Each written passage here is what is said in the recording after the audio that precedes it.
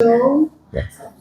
좋습니다. 오늘 하나님 우리에게 주시는 말씀은요, 마가복음 5장 25절에서 43절 말씀입니다.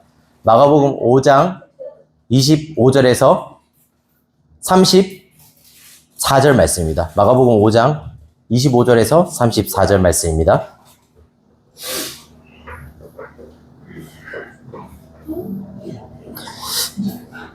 네, 여러분 하나님 말씀을 찾으신 줄 알고요. 제가 하나님 말씀 읽어드리겠습니다. 하나님 말씀을 들으십시오. 12해를 혈루증으로 알아온 한 여자가 있어 많은 의원에게 많은 괴로움을 받았고 가진 것도 다 허비하였으되 아무 효험이 없고 도리어 더 중하여졌던 차에 예수의 소문을 듣고 무리 가운데 끼어 뒤로 와서 그의 옷에 손을 대니 이는 내가 그의 옷에만 손을 대어도 구원을 받으리라 생각함일러라. 이에 그의 혈루 근원이 곧 마르며 병이 나은 줄을 몸에 깨달으니라. 예수께서 그 능력이 자기에게서 나간 줄을 곧 스스로 아시고 무리 가운데서 돌이켜 말씀하시되 누가 내 옷에 손을 대었느냐 하시니 제자들이 여짜오되 무리가 에워싸 미는 것을 보시며 누가 내게 손을 대었느냐 물으시나이까 하되 예수께서 이 일 행한 여자를 보려고 둘러보시니 여자가 자기에게 이루어진 일을 알고 두려워하며 떨며 와서 그 앞에 엎드려 모든 사실을 여쭈니 예수께서 이르시되 딸아 네 믿음이 너를 구원하였으니 평안히 가라. 네 병에서 놓여 건강할지어다. 아멘. 우리는 지난주에 이제 예측할 수 없는 하나님의 신뢰하기라는 설교를 통해서요, 야이로의 이야기를 들었습니다. 그리고 야이로의 이야기 사이에요, 끼어있는 일명 샌드위치 구조라고 하거든요. 이 샌드위치 구조의 중간에 핵심 역할을 하는 오늘 내용을 알아보도록 하겠습니다. 바로 12년 동안 혈루증을 알아온 여자에 관한 이야기입니다. 우리는 이 이야기를 통해서요, 믿음이 우리를 어떻게 구원하는지를 알아볼 겁니다. 저는 오늘 설교가 제법 중요하다고 생각합니다. 왜냐하면 이곳에서는요, 믿음에 대해서 처음 들었고 믿음에 대해서 궁금해하시는 분들도 계실 거요. 또 한편으로는 믿음에 대해서 아리까리하거나 오해하고 있는 분도 있기 때문입니다. 오늘 설교를 통해서요, 우리 안에 믿음이 무엇이고 그 믿음이 우리를 어떻게 구원하는지를 알아보기 원합니다. 저는 세 가지 대지로 설교를 할 거예요. 첫 번째, 믿음이 무엇인가? 믿음이 무엇인지에 대해서 말하죠. 그리고 두 번째는요, 믿음이 우리를 어떻게 구원하는가? 이건 이렇게 말할 수 있어요. 믿음이 우리 가운데 어떻게 일하는가? 그리고 마지막 세 번째, 우리는 어떻게 믿음을 가질 수 있는가? 즉, 우리는 이 믿음을 어떻게 내가 가질 수 있는가입니다. 먼저 믿음이 무엇인가부터 알아보도록 하죠. 우리 25절, 26절 보시겠습니까? 25절, 26절입니다. 우리 한번 다 같이 한번 읽어볼까요? 25절, 26절입니다. 시작. 12해를 혈루증으로 알아온 한 여자가 있어 많은 의사에게 많은 괴로움을 받았고 가진 것도 다 허비하였으되 얻은 호흡도 없고 도리어 중하여 졌던 차에 12년의 혈루병에 걸린 여자가 있었습니다. 혈루병이라는 건 뭔가 하면요, 생리가 멈추지 않는 거예요. 그 당시에는 이제 구약 성경에 따르는 율법을 사람들이 따랐거든요. 율법은요, 여자들의 생리에 대해서 이렇게 말했습니다. 레위기 15장 19절이거든요. 여인이 유출을 하되, 유출이 생리예요. 여인이 유출을 하되 그의 몸에 그의 유출이 피이면 1회 동안 불결하니 그를 만지는 자마다 저녁까지 부정할 것이니라. 율법은 생리를 죄라고 말하지는 않습니다. 왜냐하면 몸에서 일어난 일이잖아요. 하지만 피에 대해서는요, 성경은 아주 거룩하고 신성히 여깁니다. 그리고 생리는요, 임신을 못해서 나오는 결국 흔적인 거잖아요. 그래서요, 성경은 이것이 생명력의 상실이라고 해석하기도 합니다. 그래서 생리를 부정하다고 보았고요, 율법적으로 생리를 하는 여자가 정결해질 필요가 있다고 생각했습니다. 그 결과로 생리를 한다면요, 그날은 격리를 해야 되고요, 생리한 사람과 접촉하면요, 그 사람도 그날 저녁까지는 다른 사람을 만나면 안 되는 격리를 해야만 했습니다. 그런데 혈루증은요, 생리가 멈추지 않는 거예요. 이게 어떤 의미일까요? 이 여자는요, 12년 동안이나 사람들에게요, 부정하고 더러운 존재로 인식되고 있었다는 의미입니다. 이 사람을 만지면요, 당연히 부정해지잖아요. 그러니까 사람들도 이 여자에게 접근해 오지 않았고요, 심지어 가족들조차도요, 그녀를 가까이 할 수 없어서 그녀는 고독히 혼자 12년 동안 생활을 한 거예요. 우리 역시도 이를 깊이 이해할 수 있는 경험이 있습니다. 바로 코로나예요. 우리는 여러분 코로나 초기 때 우리 아파트나 마을에 코로나가 걸린 사람이 있다라는 문자를 받은 기억이 있을 겁니다. 그때를 한번 생각해 보세요. 얼마나 많이 경계를 했습니까? 우리 아파트에 코로나가 있다고 얼마나 여러분 두려워했습니까? 그때 그 사람들의 며칠 동안의 동선이요, 주변에 사는 모든 사람들에게 문자로 갔습니다. 그리고 그 사람의 행선지 중에서요, 뭔가 조금이라도 거림직한 것이 있을 때 우리는 어떻게 말했죠? 이렇게 말했죠. 아, 코로나 걸렸으면 집에 나 있지 왜 싸돌아다니냐고. 아, 돌아다녀서 왜 다른 사람한테 피해를 주냐고 우리는 생각하고 말했습니다. 여러분 그렇지 않습니까? 우리 모두는요, 이 경험을 통해서요, 코로나를 통해서 한 가지 사실을 깨달았습니다. 바로 코로나보다 더 무서운 건 사람이라는 걸요. 코로나에 걸리면요, 순식간에 그 사람은 죄인이 되었습니다. 집 밖에 나가지도 못하고 격리되었죠.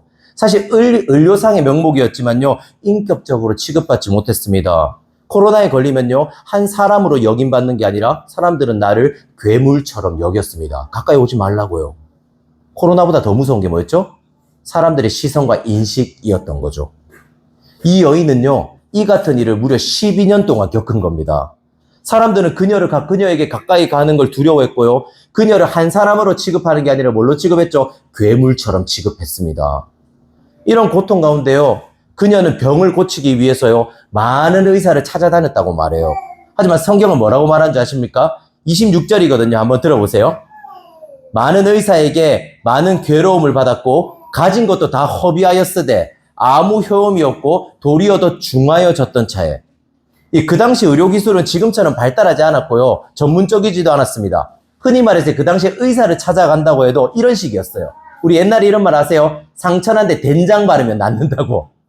요즘 여기서 혹시 상처나서 된장 바르시는 분 있나요? 옛날에 의료기술은 이랬습니다. 그리고요, 그녀가 병을 낫기 위해서 의사들은 그녀에게 어떤 짓을 했을까요? 이런 민간요법을 계속 적용한 거죠. 그렇게 그녀는요, 고침을 받는 게 아니라 어떻게 했다고 하죠? 더 괴로움이 더해졌다고요. 그리고 가지고 있던 모든 돈도 써버렸다고 말합니다. 하지만 이 모든 돈을 썼음에도 증상을 어떻게 된 거죠? 효험은 없었고요, 병이 오히려 더 심해진 거예요. 여러분, 이 여인의 마음이 어땠을까요? 절망밖에 남지 않았을 겁니다. 몸은 계속해서 아픕니다. 이제 돈도 다 써가지고 돈도 없는 처지예요. 게다가 사람들은 자기를 괴물처럼 여깁니다. 이 여자에게 남은 소망이라고는 찾아볼 수가 없게 된 거죠. 그런데 이때요, 여자에게 한 가지 소문이 들려와요. 우리 27절, 28절이거든요. 어떤 소문인지 한번 볼까요? 27절, 28절입니다. 5장. 한번 같이 읽어볼까요? 27절, 28절. 시작. 예수의 소문을 듣고 우리가 내 귀와 함께 와서 그의 옷에 손을 대니 이는 내가 그의 옷에만 손을 대어도 구원을 받을 것이라 생각합니다. 바로요, 예수라는 사람이 병을 치유하고 죽은다는 살린다는 소문이 퍼졌고요, 여자는 그걸 들은 거죠. 그리고 생각해요. 예수라는 사람의 옷에 손만 대어도 내 병이 나을 수 있다라고 생각합니다. 여러분, 이는요, 상당히 미신적인 믿음이었습니다. 왜냐하면요, 그 당시에는 뛰어난 왕이나 영웅들의 옷자락을 만지면요, 병이 낫는다라는 미신적인 사상이 있었거든요. 그럼에도 그녀는요, 예수님의 옷자락에 손을 대어야 된다는 일념 하나를 가지고 예수에게 나아갑니다. 무엇이 그녀로 하여금 이런 믿음을 갖게 한 거죠? 무엇이 그녀로 하여금 예수에게 손만 대면 낫겠다라는 믿음을 갖게 한 거죠? 바로 그녀의 절박함입니다. 인생의 소망이라고는 더 이상 찾아볼 수 없기 때문에, 자기 인생은 이미 끝났다라고 생각했기 때문에 마지막 남은 유일한 희망을 그녀는 붙든 거죠. 많은 사람들이 그리스도인이 되는 첫 번째 과정이 있습니다. 바로요, 내 인생에서 어떤 문제가 생기는 거예요. 이 여인처럼 내 힘으로 어찌할 수 없는 일들을 만나는 거죠. 이 일을 해결하기 위해서요, 모든 방법들을 다 써봅니다. 하지만 그럼에도 그 문제를 해결할 수가 없게 되죠. 이때 마지막으로 사람들이 택하는 방법이 바로 종교입니다. 바로 신을 찾아오는 거죠. 그리고 그녀도요, 예수님을 찾아왔고 옷자락을 만집니다. 그리고 어떤 일이 생긴지 아세요? 옷자락을 만지자 29절 30절이에요. 29절 30절이요. 같이 읽어볼까요? 시작. 이에 그의 혈루 근원이 곧 마름에 병이 나은 줄을 몸에 깨달으니라. 예수께서 그 능력이 자기에게서 나간 줄을 곧 스스로 아시고 무리 가운데서 돌이켜 말씀하시되 누가 내 옷에 손을 대었느냐 하시니, 결국 그녀는 예수님의 옷자락에 손을 대고 어떻게 되죠? 병이 낫습니다. 깨끗하게요. 지난주에도 말씀드렸지만요, 이곳에는, 이 예수님 있는 곳에는요, 작게는 몇백 명, 많게는 몇천 명의 사람들이 있었습니다. 그런데 아주 재밌는 점이 있습니다. 이렇게 많은 사람들이 예수님을 보려고 찾아왔고 몰려들었습니다. 자신의 해결할 수 없는 문제를 들고 온 사람들도 분명히 있었을 거예요. 그런데 실질적으로요, 예수님의 능력을 덧입는 사람은 몇 명인 거죠? 그 수백 명, 수천 명의 사람 중에 몇 명인가요? 이 여자 한 명뿐입니다. 그렇지 않나요? 모두 다 예수님을 만나기 위해서 왔습니다. 그런데 실질적으로 예수님을 만난 사람은 여자 한 명뿐이라는 거예요. 이는 이런 말이죠. 많은 사람들이 다양한 이유 때문에 교회를 찾아옵니다. 그들은 예수님을 만나고 싶어 하고요. 예수님에게 바라는 것도 있을 겁니다. 하지만 정작 그 속에서 예수의 능력을 덧입는 사람은 아주 소수라고 말하는 거예요. 여러분, 이것이 우리에게 뭘 말해주나요? 교회에 나온다고요? 모두 다 믿음을 가지는 건 아니라는 말입니다. 교회에 다닌다고요? 모두 다 예수님의 능력을 덧입는 사람은 아닐지도 모른다고요. 그런데 수많은 사람 중에 이 여인만은 예수님에게 구원을 받습니다. 자, 그럼 물어볼게요. 다른 사람과 이 여인의 차이는 뭐였나요? 어떤 차이가 있었기 때문에 이 수많은 사람은 예수님의 능력을 잃지 못했는데 이 여자는 예수님의 능력을 입은 거죠? 바로 그 차이는 하나입니다. 바로 믿음이었습니다. 다른 사람들은 믿음이 없었지만 이 여자는 믿음을 가지고 있었습니다. 어떤 믿음이었을까요? 바로 그녀는요, 자신을 부정하는 믿음을 가졌었습니다. 다시 한번 말씀드릴게요. 그녀는 자신을 부정하는 믿음을 가졌습니다. 그녀는요, 자신에게 소망이 없다는 것을 알았습니다. 자신에겐 더 이상 자신의 힘으로 할 수 없다는 것이, 할 수 있는 것이 아무것도 남아있지 않다는 걸 누구보다 잘 아는 사람이었습니다. 그리고 그런 아무것도 나는 할 수 없어요, 나는 더 이상 끝이에요 라는 마음을 가지고 예수님께 나아온 거죠. 이런 겁니다. 난 당신밖에 없습니다. 나에게 그 어떤 것도 의미가 없습니다. 오직 당신만이 나의 의미라고 그녀는 말했던 거예요. 우리는 흔히 믿음을 이렇게 생각합니다. 하나님, 내가 당신을 위해서 무언가를 가져왔습니다. 하나님, 내가 당신께 잘 보이기 위해서 내가 무언가를 했습니다. 그러니까 나를 받아주세요. 내가 열심히 했으니까 그에 합당한 좋은 선물을 나한테 주세요라고 말합니다. 여러분, 하지만 이거는 성경이 말하는 믿음이 아닙니다. 성경이 말하는 믿음은요, 오히려 나는 아무것도 없습니다. 나는 아무 능력이 없습니다. 난 당신께 드릴 것이 죄밖에 없습니다. 그럼에도 날 불쌍히 여기고 나를 받아주세요라고 말하는 겁니다. 이런 의미에서요, 우리는 우리의 믿음에 대해서 솔직히 고민해 볼 필요가 있습니다. 많은 사람들이 오랫동안 예수님을 애워싸고 있었지만 그분을 만져보지 못한 사람들이 너무나도 많습니다. 우리 교회 안에도 오랫동안 신앙생활을 했을지 모르지만요, 실질적으로 예수님의 옷자락을 만져본 경험이 없는 사람이 많을지도 모릅니다. 또 예수님을 경험한 사람들의 이야기는 많이 들었을지 모릅니다. 하지만 실제로 내가 예수님을 경험했다라고 말하는 사람은 없을지도 모릅니다.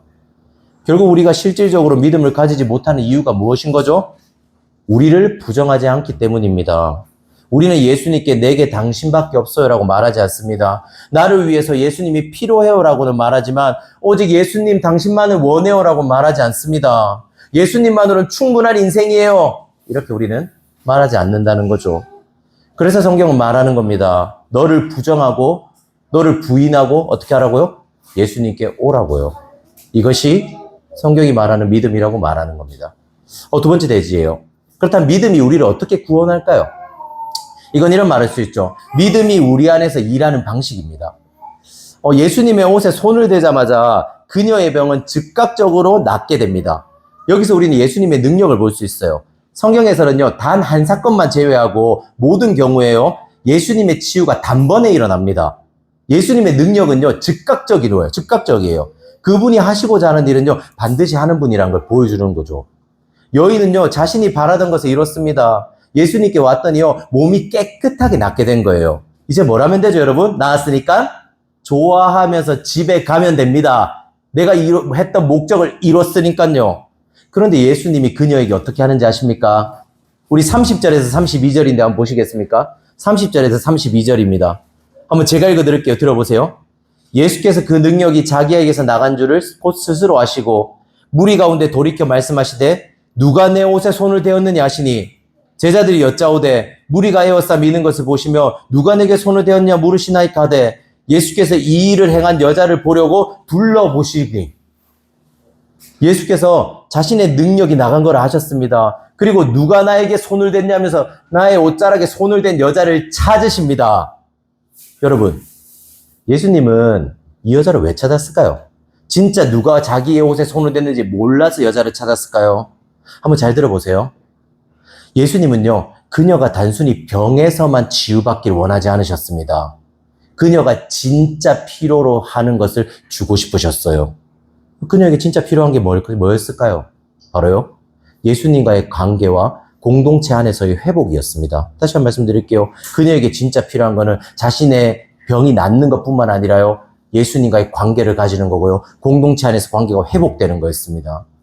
그리고 예수님과의 관계와 공동체 안에서 회복을 누리기 위해서 그 여자가 해야 되는 일이 하나 있었습니다. 바로 사람들 앞에 자신을 드러내야 됐던 거죠. 예수님이 찾으시니까요, 그녀는 예수님과 사람들 앞에 내가 그랬습니다라고 고백해야만 했습니다. 그런데요, 그녀에게 내 앞에 나타나라는 예수님의 요구는요, 굉장히 고통스럽고 아픈 요구였습니다. 한번 생각해 보십시오. 그녀는 사람들에게 접근해서 안 되는 부정한 존재입니다. 사람들이 그녀를 멀리하고 있고요, 그녀는 사람들에게 괴물 취급받고 있습니다. 그런데 사람들이 이곳에 그녀가 있다는 것을 알아보십시오. 코로나가 걸린 사람이요, 내 옆에 있다라고 생각해 보십시오. 모든 사람들이 어떻게 할까요? 당장이라도 그녀를 쫓아내려고 할 겁니다. 네가 왜 여기 있냐고, 당장 여기서 떠나라고, 저리 가라고, 부정한 존재가 어딜 그래 싸돌아다니냐고 사람들이 이렇게 말했을 겁니다. 그녀는 공동체에서요, 다시 한번 거부당하고 외면당하고 괴물 취급 당했을 겁니다. 그럼에도 예수님은요, 그녀를 계속 찾으세요. 그리고 자신 앞으로 나오라고 말합니다. 여러분, 조금 가혹하게 느껴지지 않으신가요? 제가 MBTI 극I인 사람한테 이렇게 말하는 거예요. 야, 사람들 앞에 나가서 인사해봐. 앞으로 나가서 말 좀 해봐. 사람들 앞에 나가서 널 드러내봐 라고 말한다면요, 여러분 이렇게 말할 거잖아요. 목사님 그러지 마세요. 목사님 왜 이렇게 눈치가 없으세요? 제가 지금 싫어하잖아요. 이렇게 말할 거잖아요. 근데 예수님은요, 그녀가 어떤 상황인지, 사람들이 그녀를 어떻게 보는지 모두 다 알고 계십니다. 그런데 조용히 그냥 치유하고 넘어가면 되잖아요. 그런데 굳이 수치심이 가진 그 여자를요, 사람들 앞에 드러내려고 합니다. 이건 어떤 의미에서 아주 폭력적이고요, 고통스러운 요구인 거죠. 이런 예수님의 요구가 여러분 어떻게 느껴지십니까? 나의 수치심을 사람 앞에 드러내라는 이 요구가요, 여러분에게 어떻게 느껴지십니까? 크랙 에반스라는 신학자는요, 이런 예수님의 요구에 대해서 이렇게 말합니다. 한번 들어보십시오. 그녀는 고침을 받은 후 조용히 사라지는 것이 사회적 질서상 더 나은 선택처럼 보였을 것이다. 그러나 예수는 오히려 그녀를 공동체 한가운데로 부르셨다. 이것은 복음이 수치의 문제를 어떻게 다루는지를 보여주는 결정적인 장면이다. 이건 이런 말입니다. 예수님이요, 사람들 앞에 수치심을 가진 그녀를 세우시는 것은요, 믿음이 우리 안에서 어떻게 일하시는지를 보여주는 거라고요. 먼저 그녀는요, 예수님 앞에 자신을 드러내야만 했습니다. 왜냐하면요, 조용히 치유만 받고 돌아간다면 그녀는 몸은 회복될지 모르나 결국 뭘 못 받죠? 그녀는 구원을 받지는 못합니다. 현대인들의 교회 생활을 보십시오. 많은 사람들이 교회에 와서요, 좋은 사람을 만나고 적당히 위안을 얻고 인생에 대한 좋은 해안들을 얻어가는 것에 만족합니다. 여러분 그렇지 않습니까? 우리가 여태껏 경험한 신앙생활의 대부분은 이런 거 아닙니까? 오늘 하루 그래도 잘 보냈다. 오늘 말씀 그래도 괜찮았네. 적당히 은혜가 있었네. 그리고 교회 사람들하고 밥 먹고 놀고 헤어지고. 여러분 신앙생활하면서 이 정도의 경험을 늘 하지 않았습니까? 예수님 곁에는요, 수많은 군중들이 있었습니다. 그들도 모두 다요, 교회에 와서 즐겁게 놀고 좋은 사람 만나고 적당히 위안과 위로를 얻었습니다. 하지만 실질적으로 뭘 경험하지 못했죠? 예수님의 능력은 경험하지 못했습니다. 예수님은요, 우리와 관계를 맺고 싶어 하십니다. 우리가 군중들처럼요, 예수님을 구경하고 있는 것만이 아니라 예수님의 옷자락을 만지고요, 예수님의 능력을 체험하길 예수님은 원하십니다. 예수님은요, 그래서 혈루증 연인과 관계를 맺고 싶어서요, 내 앞으로 나오라고 말했던 겁니다. 왜냐하면요, 예수님은 그녀를 사랑하고 아꼈기 때문이에요. 그래서 자신 앞에 서라고 요구한 거죠. 그리고 예수님 앞에 서라는 요구는 이런 요구였습니다. 예수님 앞에서요, 너를 부정해야 된다고요. 나는 죄인이라고, 나는 예수님 없이 안 된다고, 나는 예수님에게 다가갈 자격조차 없는 존재라는 것을 인정해야 된다고요. 이 고백을 해야지만요, 예수님과 우리가요, 관계를 맺을 수 있다라고 성경은 말하는 겁니다. 그리고 지금 우리가 예수님을 관계를 맺고 있다면요. 우리의 삶과 우리의 예배예요. 이 고백이 있어야 합니다. 아니, 이 고백이 가장 많아야 돼요. 왜죠? 이 고백만이요. 우리를 구원하고 우리를 행복하게 할 수 있기 때문입니다. 그리고 두 번째로 예수님은요. 그녀를 공동체 앞에 드러내십니다. 여러분, 왜 공동체 앞에 드러내실까요? 예수님은요. 그녀가 공동체에서 어떤 존재인지를 아셨습니다. 그리고 그녀는 공동체 앞에서 자신의 존재를 인정할 필요가 있습니다. 나는 죄인이라고 공동체 앞에서 고백할 필요가 있었죠. 왜냐하면요. 예수님과의 관계가 회복된다면요. 공동체와의 관계도 반드시 회복되기 때문입니다. 우리 33절과 34절은 이렇게 말하거든요. 한번 보시겠습니까? 제가 읽어드릴게요. 여자가 자기에게 이루어진 일을 알고 두려워하여 떨며 와서 그녀는 예수님과 공동체 앞에 자신을 드러냅니다. 그리고 그 앞에 엎드려 모든 사실을 여쭈니 그리고 그 사람들 앞에서 자신이 죄인이라는 걸 말합니다. 그리고 예수님이 뭐라고 말씀하시는지 들어보세요. 34절이요. 예수께서 이르시되 딸아 네 믿음이 너를 구원하였으니 평안히 가라. 네 병에서 놓여 건강할지어다. 예수님이 그녀에게 뭐라고 부르죠? 딸아라고 부릅니다. 성경 전체에서요, 예수님이 딸이라고 부른 사람은 이 여자가 유일합니다. 여러분, 왜 딸이라고 부르는지 아십니까? 그녀는 더 이상 더럽고 부정한 존재가 아니라요, 예수님의 가족이 되었기 때문입니다. 그녀는 예수님과 관계가 생기게 되었습니다. 예수님의 딸이 된 거예요. 예수님은 그곳에 있는 수많은 사람 앞에서 이렇게 말한 거죠. 이 여자는 이제는 나의 딸이다. 이런 겁니다. 이 여자는 더 이상 부정하고 더러운 존재가 아니다. 너희는 이 여자를 더 이상 괴물처럼 취급해서는 안 된다. 이 여자는 내가 아끼고 사랑하는 나의 가족이다. 나의 딸이다. 그러니까 너희가 이 여자를 받아주어야 한다. 너희 공동체가 그녀를 일원으로 맞아주어야 된다고 말한 겁니다. 여러분, 이것이 우리에게 무엇을 보여주나요? 믿음은요, 우리를 예수님과의 개인적인 관계뿐 아니라 공동체와의 관계도 회복하게 만든다는 겁니다. 이런 의미에서요, 믿음이 있다고 말하지만 여전히 교회를 등한시하고 있고 공동체를 사랑하지 않고 공동체에 대해서 계속해서 불만을 말하는 사람들은요, 어쩌면 스스로의 믿음을 돌아볼 필요가 있습니다. 우리 주변에도 혈루증 여인과 같이요, 공동체로부터 소외된 사람들이 있을 겁니다. 또 우리 교회 안에도 이런 분들이 계실지도 모르죠. 또 공동체 안에서요, 몸은 함께 시간을 보내고 있지만 마음은 함께이지 못한 분들도 분명히 있을 겁니다. 한별 데려가 주세요. 괜찮아요. 한별이도 자리 가서 딱 예배 드리자. 왜냐면 윤우, 서우 형아도 예배 드려야 돼. 우리 공동체에도 이렇게 소외된 사람들을요, 예수님은 정죄하지 않으십니다. 오히려 이렇게 소외된 사람들에게 예수님 어떤 처방을 주세요. 바로 자신의 죄를 고백하라고 말합니다. 너의 죄를, 너의 연약함을, 너의 진짜 마음을 숨기지 말고 공동체 앞에서 고백하라고요. 저는 여러 공동체를 경험했습니다. 그러면서 제가 깨달은 게 있어요. 바로 형식적인 공동체와 복음적인 공동체가 있다는 걸 깨달았습니다. 형식적인 공동체는요, 즐겁고 재밌고 마음도 잘 맞을 수 있습니다. 시간도 같이 보낼 수 있고요, 서로 대화도 잘 통할 수 있습니다. 심지어요, 신앙적인 이야기까지 할 수도 있습니다. 하지만 그 형식적인 공동체에서 찾아볼 수 없는 게 있습니다. 뭔지 아세요? 바로 서로의 죄를 고백하지는 않습니다. 서로가 서로의 죄를 고백하지 않습니다. 우리가 서로의 죄를 고백하지 않을 때요, 공동체 안에서 어떤 일이 일어나는지 아십니까? 서로가 친해 보이지만요, 사실은 친하지 않습니다.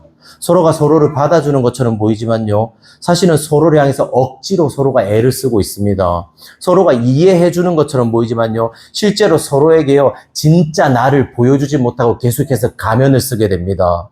그리고요, 희생도 할 수 있습니다. 하지만 어느 정도까지만 희생합니다. 자신을 내어주지는 않습니다.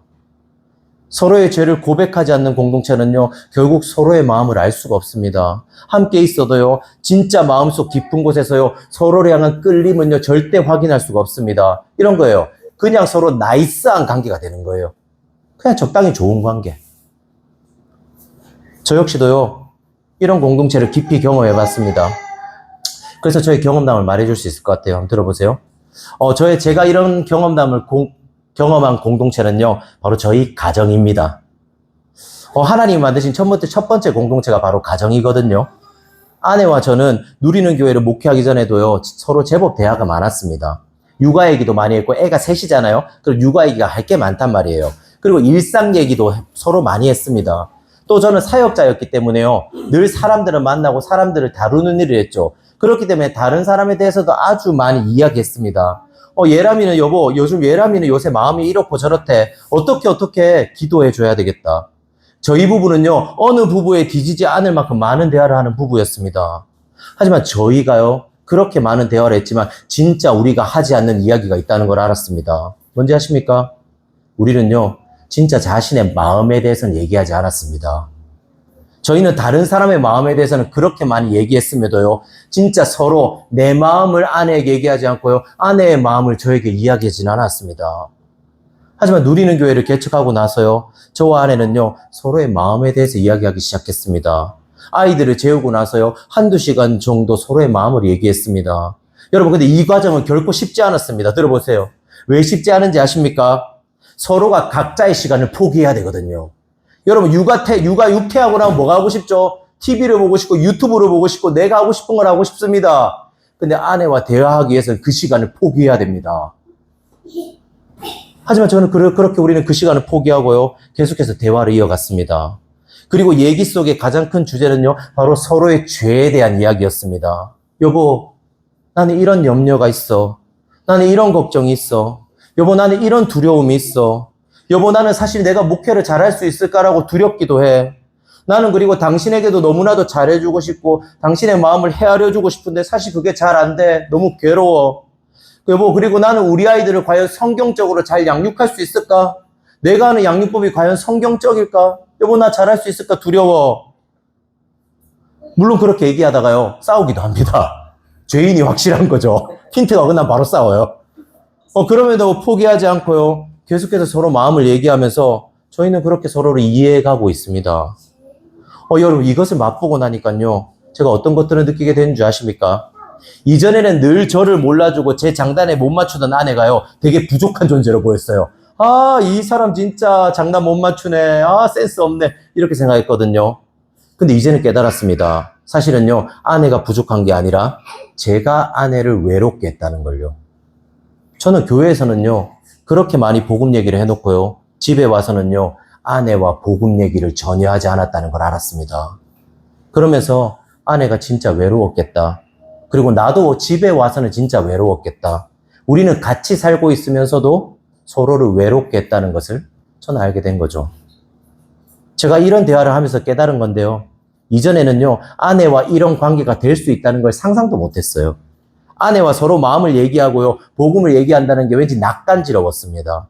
하지만 정작 서로의 마음을 나누고요, 서로의 죄를 고백하니까요, 이전에 우리 관계가 우리 서로를 얼마나 외롭게 했는지를 알게 되더라고요. 이것이 바로 여러분, 복음적인 공동체입니다. 교회 안에서도요, 단순히 서로 적당히 즐겁고 불편하지 않은 관계에 머물러서는 안 됩니다. 오히려 서로의 죄를 고백하고요, 그 죄를 공동체가 용납하고 안아주어야 합니다. 우리는 이런 공동체를 경험하면 경험할수록요, 우리가 갈망하게 되는 게 있습니다. 진짜 복음적인 공동체를 경험할 때 우리는 무엇을 갈망하는지 아세요? 천국을 갈망하게 됩니다. 왜냐하면요, 결국 복음적인 공동체의 완성은 천국이기 때문이에요. 그렇게 날마다 이런 공동체를 누리고 싶어 하고요, 이런 공동체 안에서 복음을 누리고 싶어 할 때 우리에게 어떤 일이 일어나는가 하면 이 땅에서 천국을 사는 겁니다. 가능합니다. 이 땅에서 천국을 볼 수 있습니다. 저와 여러분은요. 그래서 예수님은요, 이 여자에게요, 자신의 수치심을 공동체 앞에 드러내라고 말한 겁니다. 더 이상 숨기지 말고 네 죄를 공동체 앞에서 드러내라고요. 그리고 이런 고백은요, 우리와 누리는 교회로 하여금요, 예수님을 더 의지하게 만들 겁니다. 공동체가 재밌고 즐겁고 편하더라도요, 예수님이 없을 수 있습니다, 여러분. 공동체가 아무리 분위기가 좋더라도요, 공동체가 정말 나이스한 관계더라도요, 예수님이 없을 수 있습니다. 하지만 우리의 죄악을 고백하고요, 그런 우리를 구원해 줄 수 있는 분이 예수님밖에 없다라고 고백할 때요, 우리가 모이는 모든 모임은요, 예수님이 계시는 교회가 될 겁니다.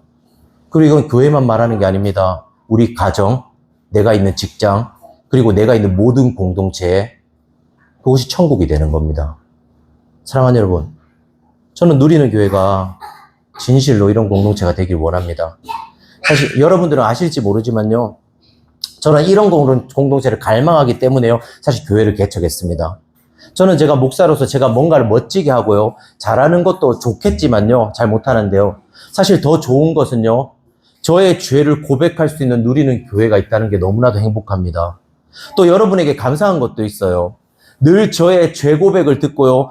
포용해 주셔서 감사합니다.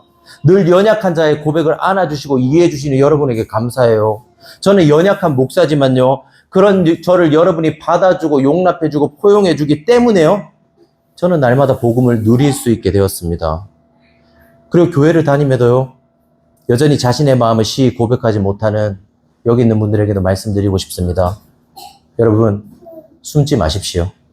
숨지 마시고 우리의 죄를요. 나의 마음을 고백하십시오. 물론 이것이 우리에게 어려운 일이라는 걸 알고 있습니다. 왜냐하면요. 우리는 생각보다 이 일을 많이 해본 적이 없어요. 누군가에게 내 마음을 고백하는 일, 누군가에게 내 죄를 고백하는 일, 우리가 살면서 생각보다 해본 적이 없습니다. 하지만 성경은 분명히 말합니다. 이 일을 하게 될 때요, 네 마음을 공동체와 예수님에게 고백하게 될 때요, 네 죄가 받아들여지는 기쁨을 경험하게 될 거라고요. 또 그리고 이런 경험이 많아지면 많아질수록요, 우리는 예수님과 더 친밀해져 갈 겁니다. 그리고 우리는 이곳에서 뭘 누리는 거죠? 천국을 누리게 되는 겁니다. 우리 교회의 이름처럼 천국을 누리는 거죠. 이것이요, 믿음이 우리를 구원하는 방법입니다. 마지막 대지입니다. 그렇다면 우리는 어떻게 이 믿음을 가질 수 있을까요? 이는 이런 말입니다. 우리는 어떻게 우리를 부정하고 우리의 죄를 공동체 안에서 고백할 수 있을까요?입니다. 답은 간단합니다. 우리의 연약한 믿음도 하나님께 받아들여진다는 걸 기억하는 겁니다. 우리는 이 여인의 믿음이 온전한 믿음이 아니라는 걸 압니다. 그녀는 단순히 예수님의 옷에 손을 대면 낫는다는 미신적인 믿음이 섞여 있었습니다. 그럼에도 예수님은 그녀에게 이렇게 말하거든요. 34절 보실래요? 34절은 이렇게 말합니다. 한번 같이 읽어볼까요? 34절입니다. 시작. 예수께서 이르시되 딸아 내 믿음이 너를 구원하였으니 평안히 가라. 네 병에서 놓여 건강할지어다. 분명히 그녀의 믿음은 온전하지 않았습니다. 우리말로 하면 이렇게 말할 수 있죠. 진짜 구원받는 믿음일까라고 긴가민가 믿음이었다고요. 그런데도 왜 예수님은 네 믿음이 너를 구원하였다라고 말하는 걸까요? 우리는 흔히 믿음에 대해서 큰 오해를 가지고 있습니다. 바로 믿음이 강해야지만 구원받을 수 있다라고 생각하는 겁니다. 하지만 성경은요, 믿음의 강도를 말하지 않습니다. 오히려 무엇이 우리를 구원한다라고 말하는지 아십니까? 믿음의 방향성이 우리를 구원한다라고 말합니다. 우리를 구원하는 건요, 우리의 믿음의 강도가 아닙니다. 뭐죠? 믿음을 향한 방향성입니다. 틴켈러 목사님은 이런 예화를 들었습니다. 들어보세요. 곰에게 쫓기는 세 사람이 있다라고 생각해 보십시오. 아주 사나운 고입니다. 그들은 눈 덮인 숲을 가로질러서 달리고 있습니다. 그들은 벼랑 끝에 몰렸고요. 탈출할 수 있는 유일한 방법은요, 바로 앞에 있는 얼어붙은 연못으로 뛰어내리는 겁니다. 첫 번째 사람이 뛰어내리면서 말합니다. 난 망했어. 난 죽을 거야. 분명히 얼음이 깨져서 난 죽고 말 거야. 그는 얼음 위로 뛰어내렸고요. 얼음은 꽝꽝 얼어서 깨지지 않았습니다. 그는 구원받은 거죠. 두 번째 사람이 말하면서 뛰어내리면서 이렇게 말해요. 나는 50대 50 확률을 가지고 있어. 얼음이 깨질 수도 있고 안 깨질 수도 있어. 그렇게 그는 뛰어내렸고요. 여전히 무사했죠. 그도 구원받았습니다. 그리고 세 번째 사람이 말합니다. 아마 나는 괜찮을 거야. 얼음이 꽝꽝 얼었다는 걸 확신해. 나는 반드시 살 거야. 나는 안전해. 그리고 그도 뛰어내렸고요. 무사했습니다. 그도 구원받았죠. 그럼 물어보겠습니다. 누가 구원받았나요? 믿음이 큰 사람이 구원받았습니까? 믿음이 강한 사람이 구원받았습니까? 아니요. 모두 다 구원받았습니다. 우리가 구원받는데요. 믿음의 강도는 상관이 없습니다. 나는 죽을 거야. 나는 끝났어라고 말한 사람도 구원받았습니다. 왜죠? 그가 뛰어내렸기 때문에요. 단순히 뛰어내리기만 했던 겁니다. 믿음의 강도가 어떻든 간에 그는 살려고 뛰어내렸을 뿐인데 구원받았습니다. 그리고 이 여인도 마찬가지죠. 그녀가 왜 치유받았을까요? 그냥 왔던 거예요. 자신의 모든 소망이 끊어졌고요. 자신을 부정하는 상황에서 그녀가 예수에 대한 소문을 듣습니다. 그리고 그냥 찾아왔습니다. 앞뒤 가리지 않고 예수님의 옷에 손을 댔습니다. 그리고 치유받는 거예요. 우리가 구원받기 위해서 여러분 얼마나 많은 믿음을 가져야 될까요? 가서 예수님을 만질 만큼만 있으면 됩니다. 얼음으로 뛰어내릴 정도만 있으면 됩니다. 믿음의 강도가 아니라요. 믿음의 방향성이 오르면 괜찮습니다. 왜죠? 왜 믿음의 강도가 아니라 믿음의 방향성만 있다면 우리는 구원받을 수 있나요? 바로요, 우리를 위해서 모든 믿음을요, 이루신 분이 있기 때문이에요. 누구죠? 예수 그리스도입니다. 보십시오. 30절에는 그녀가 예수의 옷에 손을 대었을 때요, 예수님은 자신에게서 능력이 나갔다라고 말씀하십니다. 여러분, 능력이 나갔다는 게 어떤 말일까요? 예수님이요, 약해지셨다는 말이에요. 그런데 사복음서 내내 예수님이 행하는 기적을 보십시오. 그분이 기적을 행할 때, 행하실 때 어떤 일을 하는지 아세요? 구약의 선지자들도 예수님과 같은 기적을 행했거든요. 아픈 사람을 낫게 하기도 했고, 죽은 자를 일으키기도 했고, 신만이 할 수 있는 일을 했습니다. 그때 그들이 했던 건 바로 기도였어요. 하나님의 능력으로 이 기적을 행해달라고 했죠. 그런데 예수님은 기적을 어떻게 행하시죠? 그냥 말하세요. 달리다굼, 바다야 잠잠하라. 일어나라고 하니까 진짜 그냥 죽은 사람이 일어나는 거예요. 기도하지 않았어요. 막 팔 걷어붙이고 막 애쓰고 막 땀 흘리고 안 이러셨어요. 어떻게 했죠? 말했어요. 다른 힘을 쓰지 않았다고요. 왜 선지자들은 기도를 해야만 했는데 예수님의 말 한마디면 기적이 일어난 걸까요? 예수님이 하나님이기 때문입니다. 예수님은 천지를 만드신 하나님이셨어요. 그분은 능치 못한 일이 없으시면요, 그분이 마음 먹으면 못하는 일이 없으셨다는 말입니다. 그런데 그분이 말합니다. 내게서 능력이 나갔다고요. 예수님이 약해진다고요. 모든 것을 할 수 있는 전능하신 분이 약해지신다라고 말합니다. 왜 그분이 약해지셔야 되죠? 왜 전능하신 분이요, 이 여자 한 명 고치는데 내가 약해져야 된다라고 말하는 걸까요? 보십시오. 혈루증 여인은요, 부정했습니다. 그리고 그 부정은 사람에게 부정했다는 말이 아니에요. 하나님에게 부정했다는 말입니다. 부정한 존재를 격리하는 건요, 단순히 사람 때문에 그런 게 아니에요. 거룩하신 하나님 앞에 부정한 존재가 다가갈 수 없기 때문에 그 생리를 하고 나면 어느 정도 기간을 둬서 그 부정함을 없애고 나서야지 거룩하신 하나님께 다가갈 수 있다는 말이었습니다. 부정한 존재들은 하나님께 나아갈 수 없습니다. 아니, 하나님께 심판을 받아야 됩니다. 그리고 혈루증 여인도 그랬어요. 그녀가 예수님을 만진다면요, 그녀는 어떻게 해야 됐죠? 예수님의 심판을 받아야 됐습니다. 왜죠? 부정한 존재가 거룩한 존재를 만졌잖아요. 하지만 34절에 예수님은 그녀를 향해 뭐라고 말하죠? 딸아, 네 믿음이 너를 구원하였으니 평안히 가라. 딸이라고 말합니다. 하나님의 심판을 받아야 되는 부정한 존재를요, 내 딸아, 내 사랑하는 딸아라고 말합니다. 이것이요, 예수님이 약해질 거라고 말씀하신 이유입니다. 거룩하신 하나님은 죄인들을 가까이 하실 수가 없었습니다. 죄인들을 죽여야만 했습니다. 하지만 동시에 죄인들을 사랑하셨죠. 하나님이 딜레마에 빠진 거예요. 심판을 해야 될지 하지만 그들을 사랑했습니다. 이 딜레마를 결국 하나님이 어떻게 해결하죠? 하나님이 약해지세요. 말 한마디면 모든 걸 할 수 있는 분이요, 인간이 만든 십자가에서 인간에게 조롱받으며 죽습니다. 모든 사람들은 예수님을 비웃었고요, 예수님을 모욕했습니다. 혈루증의 여인이 받아야 될 비난과 모욕을요, 십자가에서 예수님이 모두 받으십니다. 그렇게 세상을 만드신 분이 약해지십니다. 그리고 죽으시죠. 하지만 그분이 죽으심으로 우리는 어떻게 되죠? 우리의 부정함은요, 우리의 죄는요, 그분에게 가고요, 그분의 정결함, 그분의 거룩함이 우리에게 옵니다.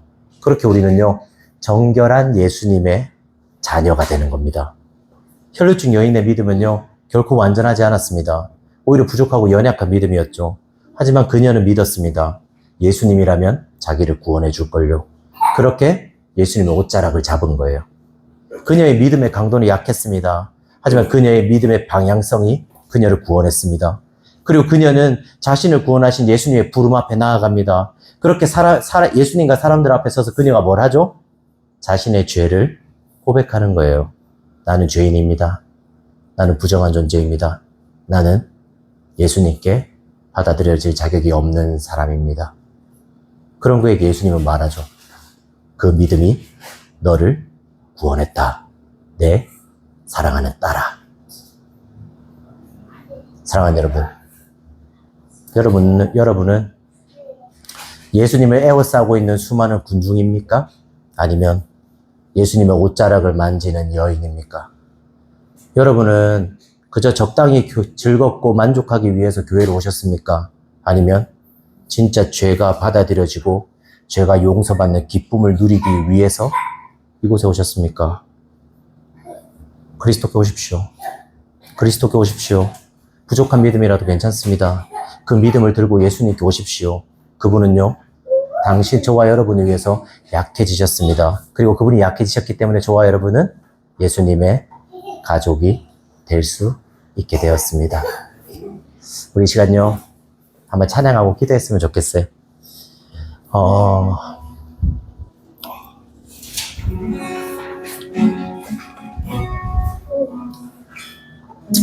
내 주 같은 분 없네라는 찬양입니다. 저는 설교를 준비하면서 좀 이런 생각해요. 여러분, 저는 목사잖아요. 목사면 여러분 이런 기대를 갖고 있더라고요.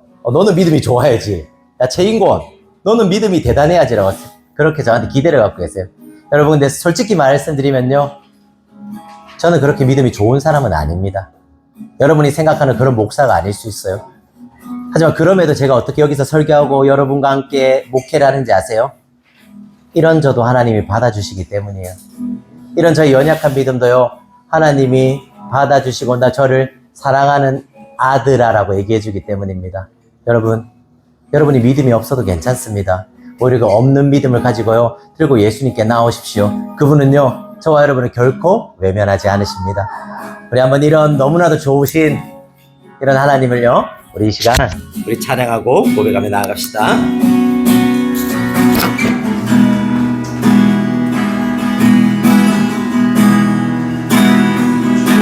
같은 분 없네. 그 어느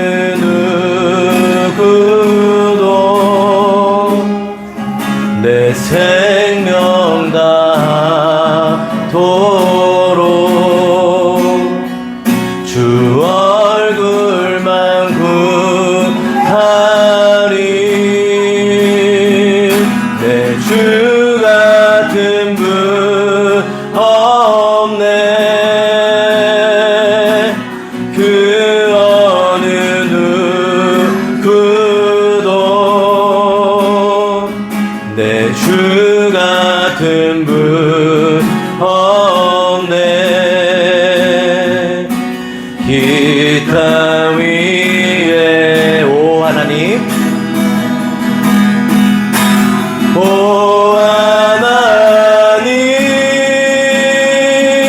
하나님, 주 나의 모든 것,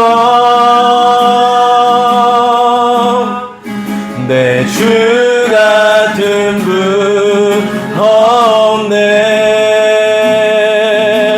기타 위에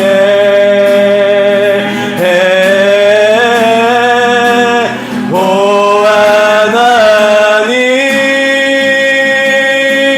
하나님, 주 나의 모든 것, 내 주 같은 분 없네. 기타 위 우리 다시 한번 처음부터 우리 찬양할까요?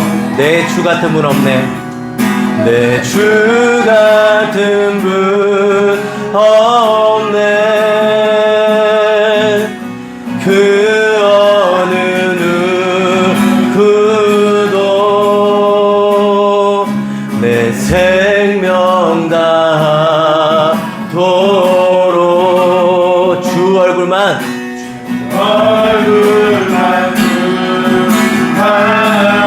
우리 고백합시다. 내 주 같은 분, 내 주 같은 분 없네.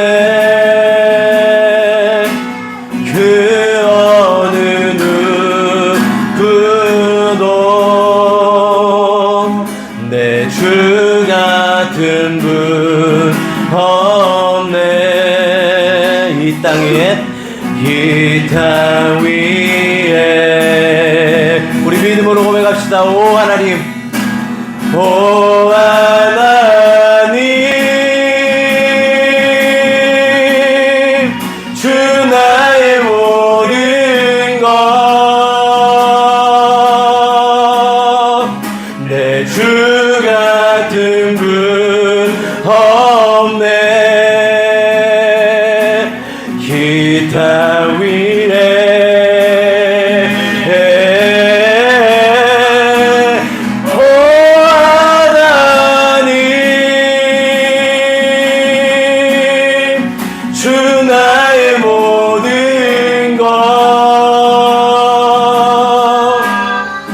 내 주 같은 분 없네. 이 땅 위에 오 하나님 주 나의 모든 것 오 하나님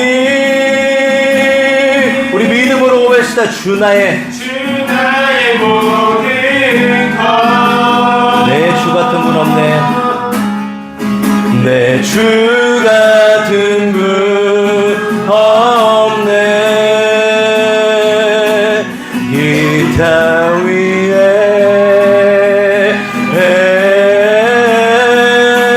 오 하나님 주 나의 모든 것 내 주 같은 분 없네.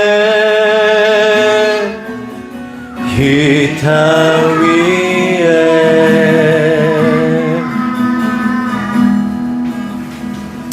우리 시간 한번 기도합시다. 여러분 우리 가운데 참 믿음이 없을 때가 있잖아요. 그리고 이 여인처럼요 나의 인생이 막막할 때가 있잖아요. 과연 난 잘할 수 있을까? 난 앞으로 수많은 일들을 겪으며 살아갈 수 있을까라고 두려울 때 있잖아요. 그리고 이럴 때마다 내 믿음이 참 없어 보인다는 걸 알잖아요. 우리는요 다른 사람에게 얘기하지만 사실 알아요. 내가 얼마나 믿음이 부족한지. 다만 누구에게 말을 못할 뿐이죠. 그런 우리에게 예수님은 말하세요. 그 믿음 들고 나에게 오라고요. 그 연약한 믿음 들고 나에게 오라고요. 나는 너의 믿음의 강도를 보는 게 아니라 믿음의 방향성을 본다고 말합니다.